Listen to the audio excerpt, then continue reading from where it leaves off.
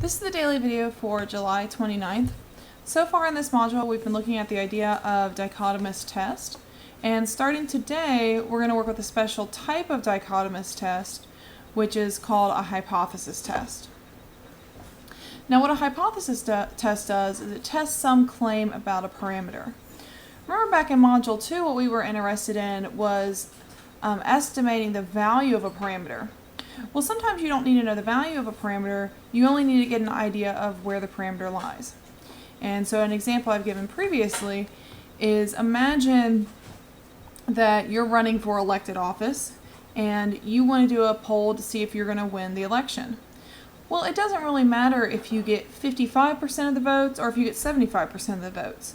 Either way, you're going to win. The only thing that you're really concerned with is whether or not you're going to get over 50% or you're going to get majority of the votes. So in this case, what you can do is you can test a claim about the parameter. In other words, you can test to see, is the parameter, that true percentage of people that are going to vote for you, is that parameter more than 50% or less than 50%? And then based on that, that would give you an idea if you were going to win. You don't need that exact value. And so that's kind of the idea behind a hypothesis test, is you're testing some claim about a parameter to try to get an idea of where it lives. And so starting today and throughout the rest of the module, this is really what we're going to be working on, is building up the vocabulary and the ideas around a hypothesis test.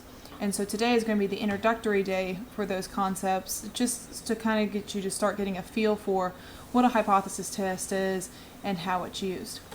So as always, if you have any questions, feel free to use the discussion board, and I will talk to you tomorrow.